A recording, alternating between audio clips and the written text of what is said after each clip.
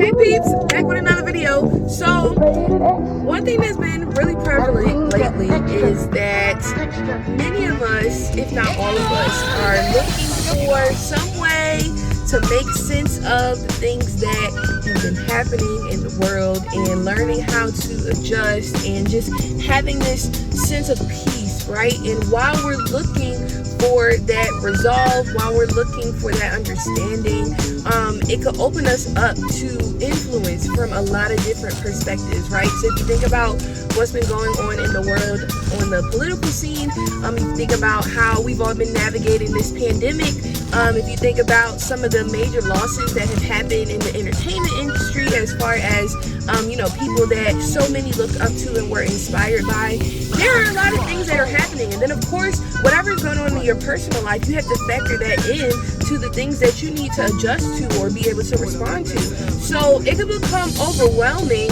if you don't have a sense of comfort or a sense of knowing in whatever direction your life is about to go in. And one of those things, or one of the ways that you can begin to get that understanding and to get that knowing is by building a relationship with Jesus. And I talk about Jesus all the time because he really is a comforter, a friend, a guide, a teacher. He makes sense of the things that don't make sense. He gives understanding to those who lack it, and he gives us structure and direction for our future. With so many things being up in the air, there's literally nothing else that we can anchor ourselves in apart from the truth of Christ.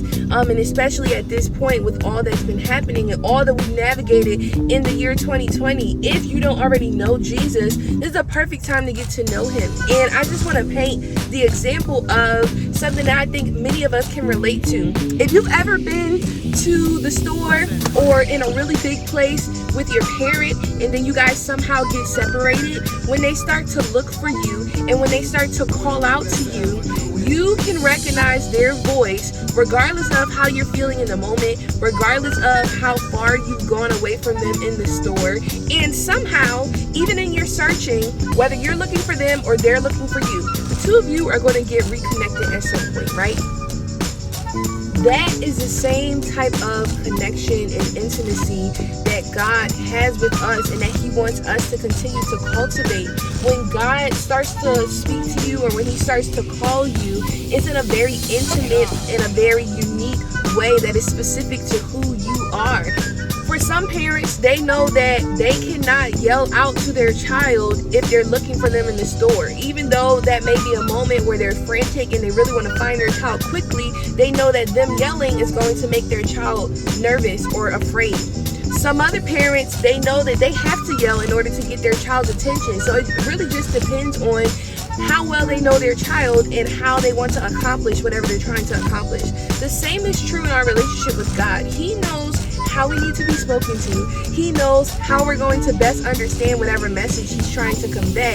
And when we begin to fine-tune our ears, the more that we incline ourselves to hear our voice, the easier it is for us to hear him. A child who knows their parent's voice knows their parent's voice because they spend time with them, because they've gotten to know their parent. They've gotten to know what their voice sounds like as it comes out of the mouth of their parent. That's the same way that we have to begin to get to know God. And there's proof in the scriptures that when we develop that intimate relationship with God's voice, we'll simply know him and we'll follow him, and he knows us. It's in John chapter 10, and Jesus says, "My sheep know my voice and I know them. They follow me." If you're not following me, it's because you're not my sheep. And then if you go further down, it also says that my sheep cannot be taken out of my Father's hand, for my Father and I are one. So Jesus is just painting this parallel of what intimacy with him looks like. And I know I've been talking about intimacy with God, getting to know his voice. I did a video not too long ago saying that God speaks to everyone. We just have to attune our ears to hear him. And I'm sure you're probably wondering, well, how do I do that? How do I begin to get to know the voice of God? And it's really simple. You just have a conversation with him. And that conversation is considered prayer. Now, I know if you're you're thinking about the way that prayer is usually presented, and even the ways that it's portrayed in movies, in music, and whatever your experience may have been, even if it's not from the Christian faith, there are other faiths that practice the art of prayer. And it does not have to be complicated, you guys. It's really just simple. You posture yourself to communicate with the Lord and then hear what He has to say. There's a way that relationship can be developed, and it happens over time, of course. And then as you begin to mature in the place of prayer, there are other strategies and different resources that you can start to pull on in your time of prayer with the Lord. But overall, it really just starts with a simple conversation. This was a huge part of the beginning stages of my relationship with God. He grew me in the place of prayer, and I also had a great example to follow. I came across Apostle Yolanda Sith on YouTube years ago and really began to learn and understand the art and the language and the science of prayer. And she's actually getting ready to do a course on that. This is my feature for the week.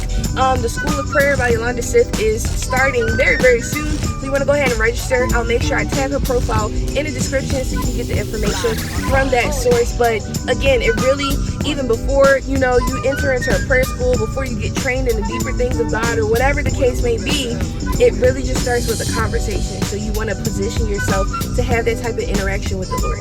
But that's all I have for this week. I'm going to go ahead and wrap this up because I have things to do, and I will catch y'all later.